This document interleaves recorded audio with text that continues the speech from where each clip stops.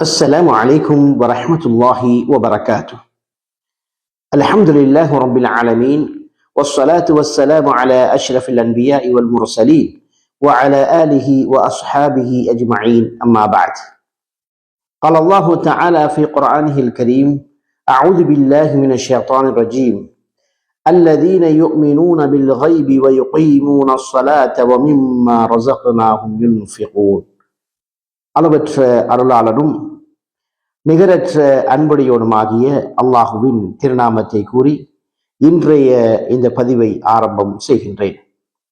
இன்றைய இந்த பதிவினுடைய தலைப்பு சதகாவின் சிறப்புகளை பற்றியதாகும். அல்லாஹ்விடத்தில் நன்மையை அடைய பல வழிகள் இருக்கின்றன. அவற்றில் முக்கியமான ஒன்றுதான் சதகா என்று சொல்லப்படுகின்ற தான தர்மம் ஆகும். எனவே இந்த உலகத்திலே மனிதன் விரும்பக்கூடிய முக்கியமானவைகளில் முதலாவதாக செல்வம் இருந்து கொண்டிருக்கின்றன. எனவே செல்வத்தை அல்லாஹ்வின் பாதையில் செலவு செய்யாதவரை நன்மையை அடைய முடியாது என்பதை முதலில் நாம் புரிந்து கொள்ள வேண்டும். எனவே இந்த அடிப்படையிலே பொருளாதாரம் என்பது அல்லாஹுவின் அருளாக இருக்கின்றன. அல் குர்ஆன் சொல்லுகிறது,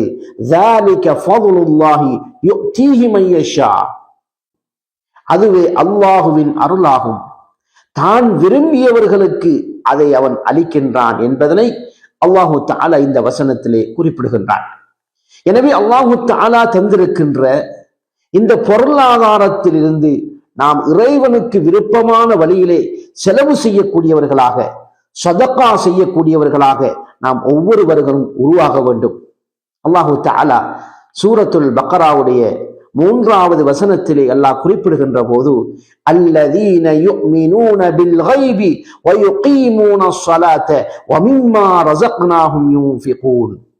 பயபக்தி உடையவர்கள் அவர்கள் எவ்வாறானவர்கள் என்றால், மறைமுகமானவற்றின் மீது நம்பிக்கை கொள்வார்கள். இன்னும் தொழுகையையும் அவர்கள் நிலைநாட்டுவார்கள். இன்னும் நாம் அவர்களுக்கு அளித்தவற்றிலிருந்து நல்வழியிலே செலவும் செய்வார்கள் என்று அல்லாஹு தஆலா இந்த வசனத்திலே குறிப்பிடுகின்றான். எனவே கண்ணியத்துக்குரிய இஸ்லாமிய சகோதர சகோதரிகளே, எனவே நாம் எங்களுக்கு அல்லாஹ் பொருளாதாரத்தை தருகின்ற போது நாம் அதனை சரியான முறையிலே அல்லாஹ்வுடைய பாதையிலே செலவு செய்யக்கூடிய சமூகமாக நாம் ஒவ்வொருவர்களும் மாற வேண்டும். கண்ணியமானவர்களே, எனவே சதக்கா செய்வதன் மூலமாக அல்லாஹு தஆலா எங்களுடைய பொருளாதாரத்திலே அபிவிருத்தியை, பரக்கத்தை அல்லாஹ் உண்டு பண்ணுகிறார்.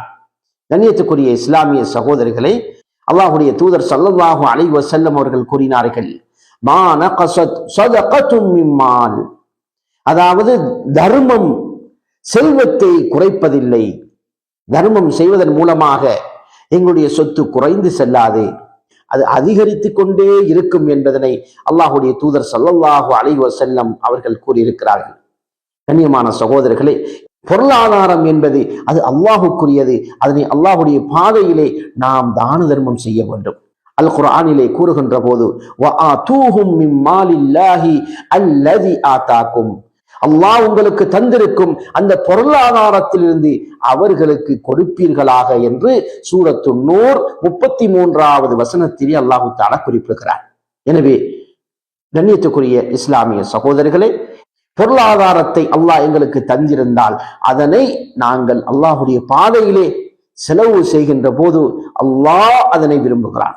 கண்ணியமான சகோதரர்களே, அல்லாஹு தஆலா ஆல இம்ரான் 92வது வசனத்திலே குறிப்பிடுகின்ற போது, லன் தனாலுல் பிர்ர ஹத்தா துன்ஃபிகு மிம்மா துஹிப்பூன் வமா துன்ஃபிகு மின் ஷைஇன் ஃபஇன்னல்லாஹ பிஹி அலீம்.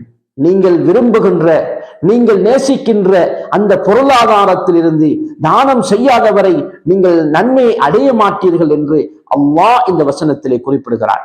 அதே போன்று வமா துன்ஃபிகு மின் ஷைஇன் ஃபஇன்னல்லாஹ பிஹி அலீம், எந்த பொருளை நீங்கள் செலவு செய்தாலும் நிச்சயமாக அல்லாஹ் அதனை நன்கறிந்தவனாக இருக்கிறான் என்று அல்லாஹு தஆலா இந்த வசனத்திலே குறிப்பிடுகிறான்.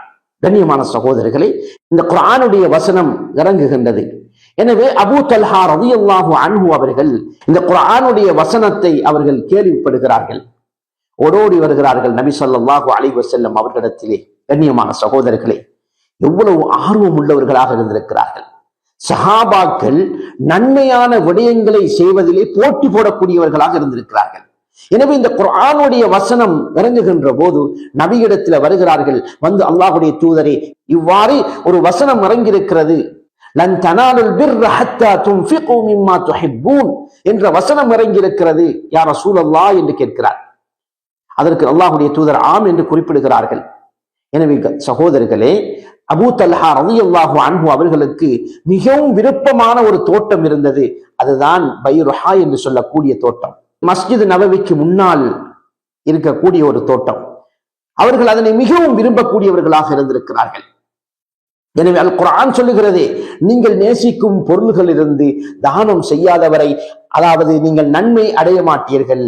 தஃப்சீருடைய ஆசிரியர்கள் அல் பிர் என்ற அந்த வார்த்தைக்கு சுவர்க்கம் என்று குறிப்பிடுகிறார்கள்.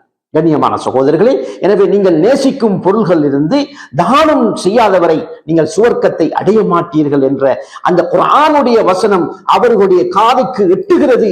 உடனே அல்லாஹ்வுடைய தூதரிடத்திலே செல்கிறார்கள். சென்று அல்லாஹ்வுடைய தூதரே, என்னுடைய அந்த பைருஹா என்று சொல்லக்கூடிய அந்த தோட்டத்தை அல்லாஹ்வுக்காக வேண்டி நான் தான தர்மம் செய்கிறேன். சுப்ஹானல்லாஹ், அல்லாஹ்வுக்காக வேண்டி அவர்கள் தான தர்மம் செய்கிறார்கள். சுவர்க்கத்தை அடைந்து கொள்ள வேண்டும் அந்த ஆசை சகோதரர்களே.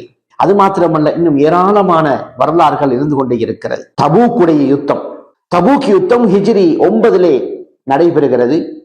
எனவே தபூக்குடைய யுத்தத்திற்காக வேண்டி நபி ஸல்லல்லாஹு அலைஹி வஸல்லம் அவர்கள் சஹாபாக்களை ஒன்று சேர்த்து ஆலோசனை செய்து கொண்டிருக்கிறார்கள். அந்த தபூக்குடைய யுத்தம் எவ்வாறு என்றால், பல காபிர்கள் ஒன்று சேர்ந்து மதீனாவை அழிக்க வருகின்றார்கள் என்ற செய்தி நபி ஸல்லல்லாஹு அலைஹி வஸல்லம் அவர்களுக்கு எட்டுகிறது.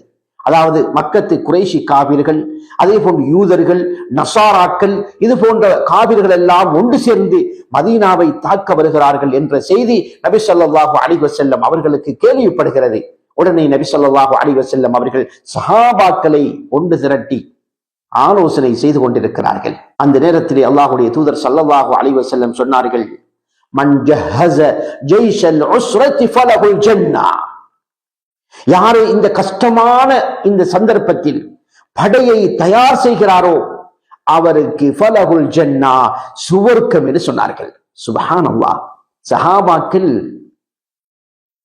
ஆசையோடு இருக்கக்கூடியவர்கள். சஹாபாக்களை பொறுத்தவரையிலே சுவர்க்கம் என்றால் அதற்கு அவர்கள் போட்டி போடக்கூடியவர்களாக இருந்திருக்கிறார்கள்.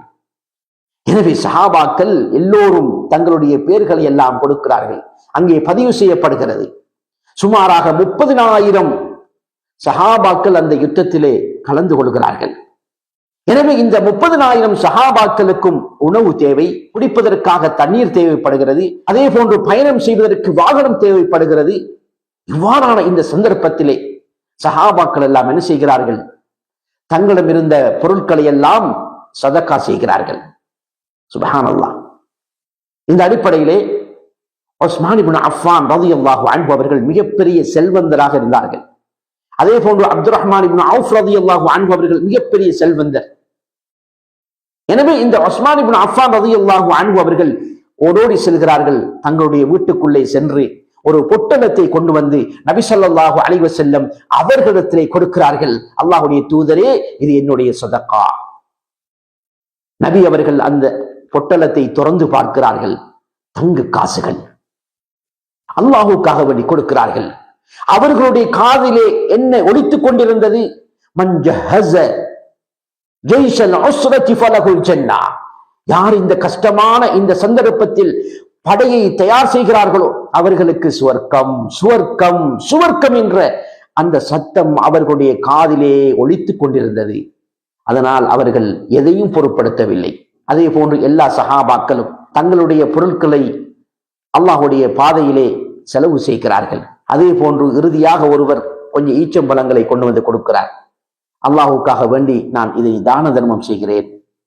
கண்ணியமான சகோதரர்களே, எதனை இந்த சஹாபாக்கள் எதை ஆசை வைத்தார்கள்? சுவர்க்கத்தை.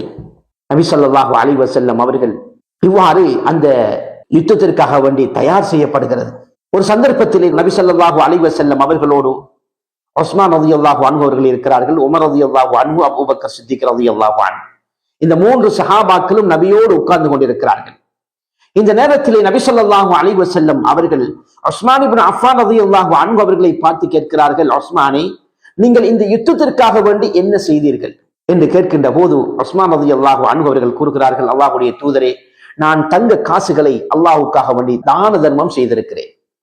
அது மாத்திரமல்ல, ஷாமில் இருந்து வந்த அந்த பொருளாதாரம், அதே போன்று வாகனம் அனைத்தையும் அந்த யுத்தத்திற்காக வேண்டி நான் அதனை ஒதுக்கி விட்டேன். சுப்ஹானல்லாஹ். அது மாத்திரமல்ல, அதற்கு பிறகு உமர் ரலியல்லாஹு அன்ஹு அவரிடத்திலே கேட்கிறார்கள், உமரே, நீங்கள் என்ன செய்தீர்கள்? அதற்கு உமர் ரலியல்லாஹு அன்ஹு அவர்கள் கூறுகிறார்கள், அல்லாஹ்வுடைய தூதரே, என்னுடைய பொருளின் அரைவாசியை அல்லாஹ்வுக்காக வேண்டி நான் தான தர்மம் செய்து விட்டேன். அதற்கு பிறகு அபூபக்கர் சித்திக் ரலியல்லாஹு அன்ஹு அவர்களிடத்திலே கேட்கிறார்கள், நீங்கள் என்ன செய்தீர்கள்? அதற்கு அபூபக்கர் சித்திக் ரலியல்லாஹு அன்ஹு அவர்கள் கூறுகிறார்கள், அல்லாஹ்வுடைய தூதரே, என்னுடைய வீட்டிலே அல்லாஹுவையும் அல்லாஹுடைய தூதரையும் விட்டுவிட்டு அனைத்து பொருட்களையும் அல்லாஹுடைய பாதையிலே தான தர்மம் செய்து விட்டேன் என்று சொல்லுகிறார்கள். சுப்ஹானல்லாஹ். உடனே உமர் ரலியல்லாஹு அன்ஹு அவர்கள் அழுகிறார்கள். அழுதுவிட்டு சொன்னார்கள், அபூபக்கர் ரலியல்லாஹு அன்ஹு அவர்களே, உங்களோடு நன்மையான விடயங்களிலே போட்டி போட முடியாது என்றாலும் நினைத்தேன், இந்த சந்தர்ப்பத்திலாவது சரி உங்களை விட நன்மையில் நான் அதிகமாக இருக்கலாம் என்று நினைத்தேன். ஆனால் நன்மையான விடயத்தில் உங்களை விட யாரும் போட்டி போட முடியாது என்று உமர் ரலியல்லாஹு அன்ஹு அவர்கள் கூறினார்கள். கண்ணியமான சகோதரர்களே, இந்த சஹாபாக்கள் எதனை ஈமான் கொண்டார்கள், எதனை அவர்கள் நம்பினார்கள்? அல்லாஹு தஆலா அல் குர்ஆனிலே குறிப்பிடுகின்றான், மா இந்தகும் யன்ஃபது வமா இந்தல்லாஹி பாக். அதாவது உங்களிடம் இருப்பவை எல்லாம் தீர்ந்துவிடும், அல்லாஹ்விடம் இருப்பதே அழியாது, என்றென்றும் நிலைத்திருக்கும் என்ற அந்த குர்ஆனுடைய வசனத்தை அவர்கள் நம்பினார்கள். கண்ணியமான சகோதரர்களே, எனவே இதுதான் சஹாபாக்களுடைய நிலையாக இருந்திருக்கிறது. எனவே சதகாவுடைய விடயத்திலே, நன்மைகளை செய்கின்ற விடயத்திலே ஆர்வம் இருந்தது, ஆசை இருந்தது, அதனால் அவர்கள் வெற்றி பெற்றார்கள். எனவே கண்ணியத்துக்குரிய சகோதரர்களே, எனவே நாமும் அல்லாஹு தஆலா எங்களுக்கு பொருளாதாரத்தை தந்திருந்தால் நாம் இயன்ற அளவு தான தர்மம் செய்வதற்கு முயற்சிக்க வேண்டும். எனவே அல்லாஹு தஆலா இவ்வாறு நாங்கள் செய்கின்ற இந்த சதகாவின் மூலமாக அல்லாஹ் எங்களை பாதுகாக்கின்றான், எங்களுடைய சொத்து செல்வங்களை அல்லாஹ் பாதுகாக்கின்றான், அதே போன்று அல்லாஹ் நரகத்தில் இருந்து எங்களை பாதுகாக்கின்றான். அல்லாஹுடைய தூதர் ஸல்லல்லாஹு அலைஹி வஸல்லம் அவர்கள் சொன்னார்கள், ஈச்சம்பழத்தின் ஒரு துண்டை ஏனும் சதகா செய்து நரகத்திலிருந்து உங்களை பாதுகாத்துக் கொள்ளுங்கள் என்று சொல்லியிருக்கிறார்கள். எனவே அல்லாஹ் அதன் சதகாவின் மூலமாக நரகத்திலிருந்து அல்லாஹ் எங்களை பாதுகாக்கின்றான். எனவே இந்த சதகாவை உண்மையான இஹ்லாஸோடு, நல்ல மன தூய்மையோடு அதனை நாங்கள் அல்லாஹுக்காக வேண்டி கொடுக்குகின்ற போது அல்லாஹ் எங்களுடைய சொத்திலே அபிவிருத்தியை உண்டு பண்ணுகிறார். எனவே கண்ணியமான இஸ்லாமிய சகோதரர்களை, இந்த சதகாவை நாம் அதிகமாக செய்து அல்லாஹுடைய அன்பை பெற்று மேலான சுவனவதியை பெற்றுக் கொள்வதற்கு அல்லாஹ் எங்கள் அனைவர்களுக்கும் அருள் செய்வானாக. வஸ்ஸலாமு அலைக்கும் வரஹ்மத்துல்லாஹி வபரகாத்துஹு.